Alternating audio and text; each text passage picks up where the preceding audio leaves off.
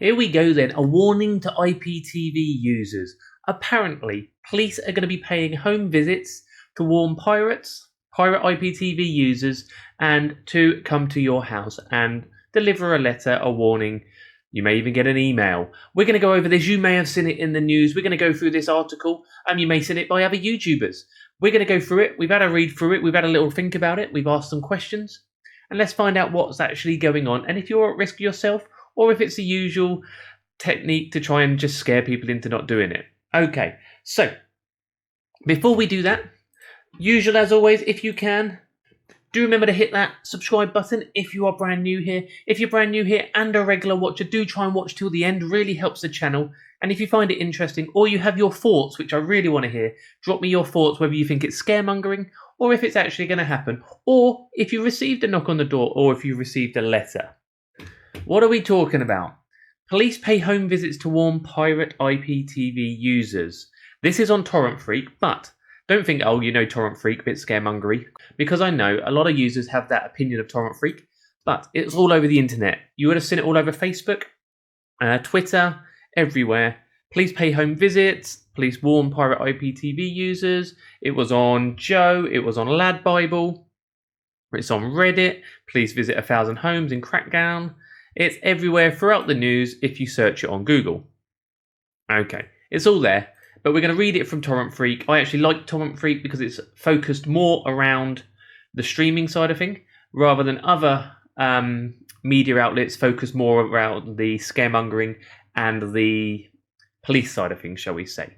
So, this is in the UK, but if you are in the USA, do pay attention because it can happen anywhere, or happen.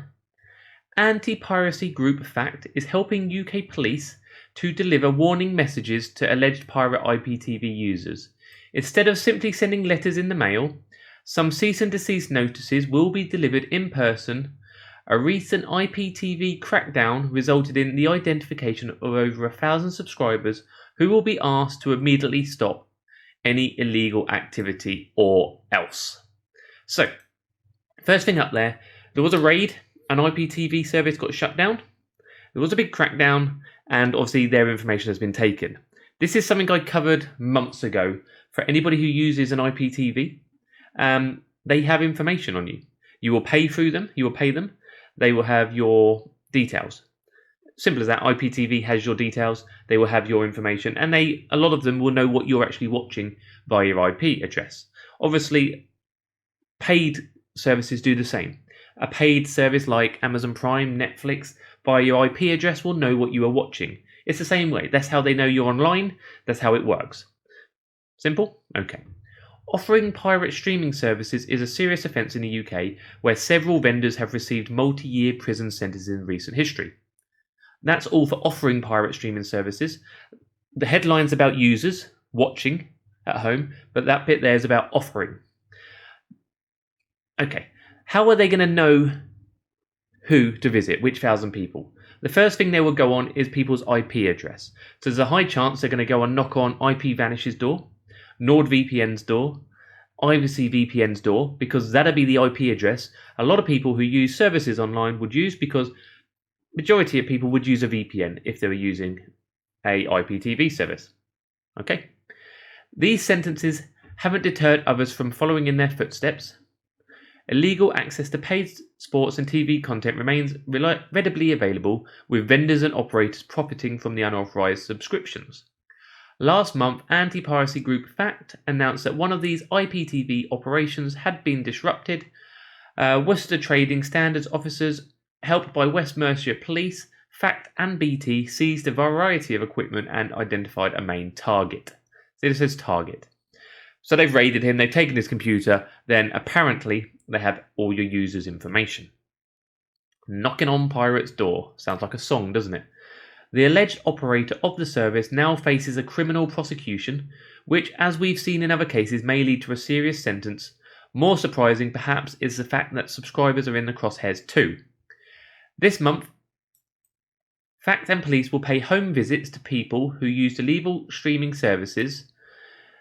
These people, more than 1,000 in total, were presumably identified following last month's raid by the police.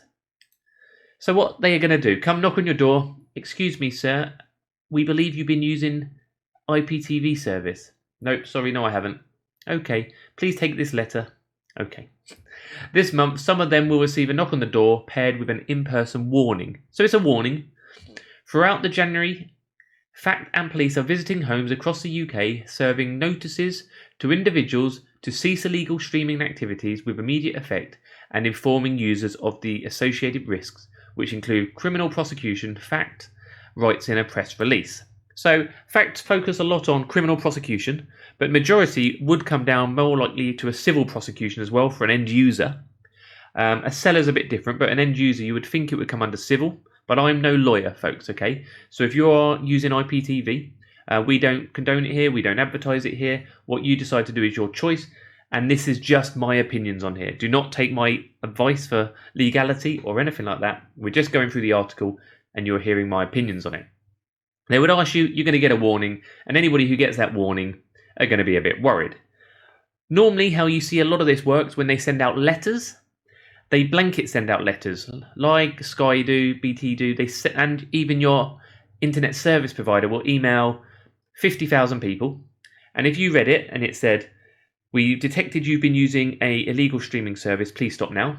And if you have been using that illegal streaming service, you're going to think, oh, I better stop. And if you haven't been using that illegal service, you're thinking, that's a bit weird, let me phone them up. No, you haven't been saying, okay, that's fine, it must have been a mistake on your account. Or you just throw it and bin it, that's spam. So it's a good way for them to scare people because they're going to get the people who are using it, and the ones who aren't using it aren't going to worry or give two shits. Simple. These home visits will undoubtedly have a deterrent effect, but how many of the 1,000+ identified users will be visited remains unknown. So far, we've heard of nothing. I've heard of nobody. If you've had a letter and you've got one through, or you've been hand-delivered one, or someone knocked on your door and you want to tell me about it, you're more than happy to comment underneath or contact me on Twitter or Facebook via the groups, and the pages is the best way. Okay?